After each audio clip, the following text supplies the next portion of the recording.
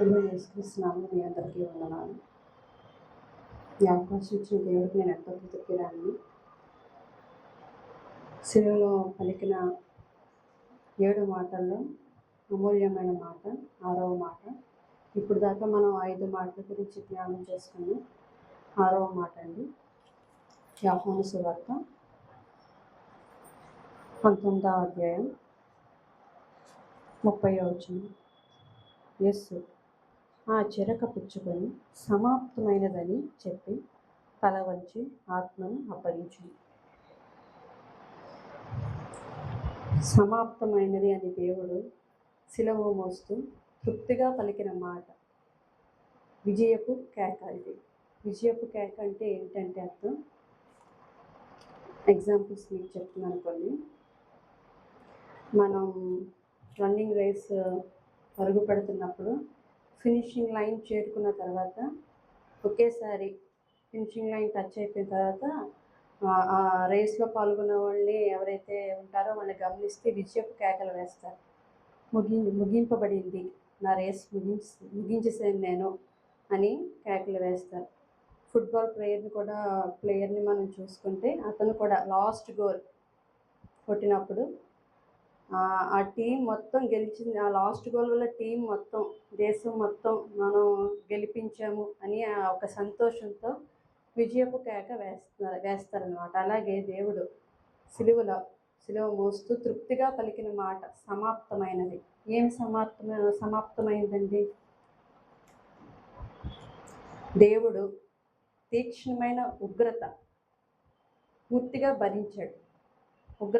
మన మీద ఉన్న ఉగ్రతనైనా పూర్తిగా భరించి చెప్తున్నాడు, సమాప్తమైంది.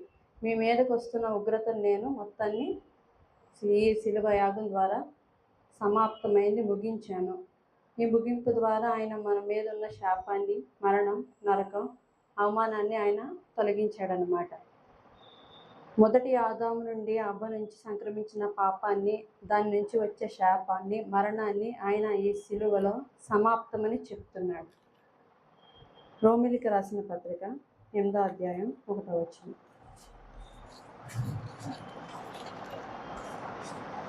కాబట్టి ఇప్పుడు క్రీస్తు యేసునందున్న వారికి ఏ శిక్షా విధి లేదు. క్రీస్తు యేసునందు జీవమునిచ్చు ఆత్మ యొక్క నియమం పాప మరణముల నియమము నుండి నన్ను విడిపించెను. ఎట్లనగా ధర్మశాస్త్రము దీన్ని చేయజాలకపోయాను, దానిని దేవుడు చేశాడు. ఏం చేశాడు? ఆయన శిక్ష నుంచి ముగింపునిచ్చాడు. పాప మరణాల నియమముల నుంచి మనకి ఏం ఇచ్చాడు?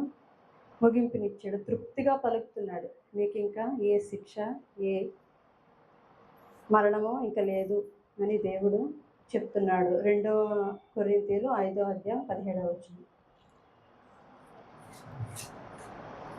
కాగా ఎవడైనను క్రీస్తు నందున్న ఎడల వాడు నూతన సృష్టి, పాతవి గతించెను, ఇదిగో కొత్తవాయెను. గత జీవితంలో మనకి పాపం, మరణం ఇవన్నీ దేవుడు కొట్టివేశాడు శిలువలో. ఈ శిలువలో సమాప్తమైనదని చెప్పి ఆయన మరణాన్ని, శాపాన్ని అన్నిటినీ తొలగించాడు. ఇంకొకటి ఏంటంటే ప్రకటనల గ్రంథం 21వ అధ్యాయం 3, 4 చదువుతున్నాం.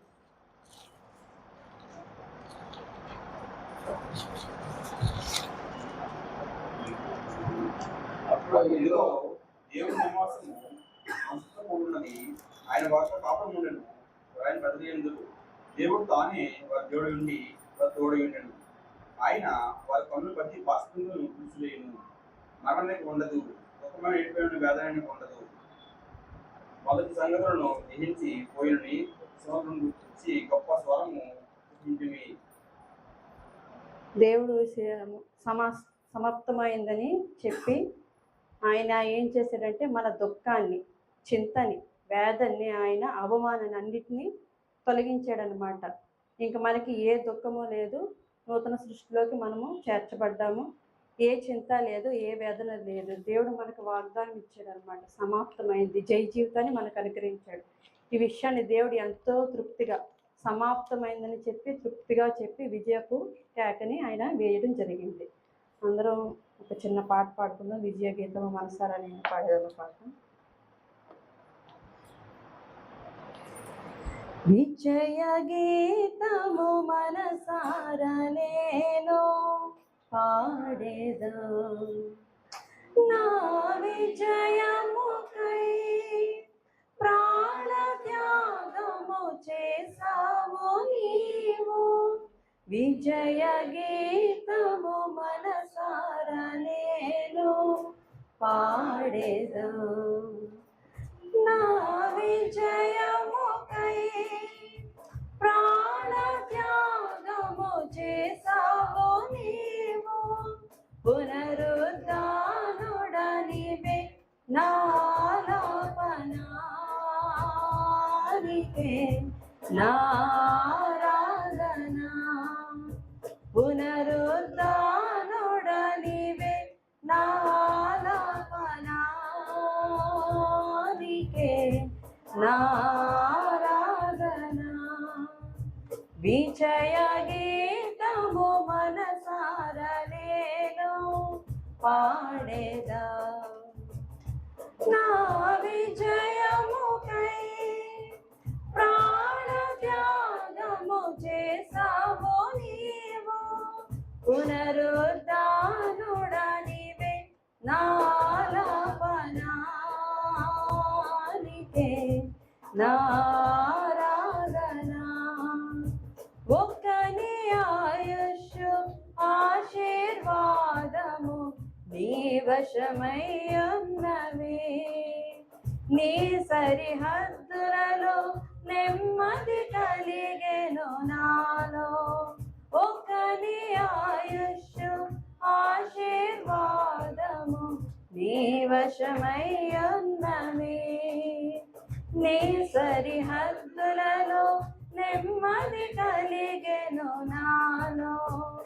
యేసయ్యా నీ సంకల్పమే మహిమైశ్వర్యము, నీ పరిశుద్ధులలో చూపినది.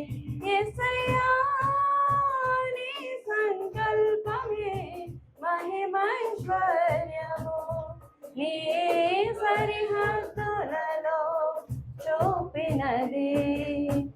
విజయ గీతము మనసారా నేను పాడేదా, నా విజయముకై ప్రాణ త్యాగము చేసావు నీవు. పునరుద్ధానుడనివే నాలాపనానికే నారాధనా. ఈ 6వ మాట ద్వారా మన జీవితంలో పాపాన్ని శాపాన్ని అన్నిటినీ దేవుడు సమాప్తమని ముగించాడు. సమస్త మహిమ దేవుడికే కలుగుతుంది.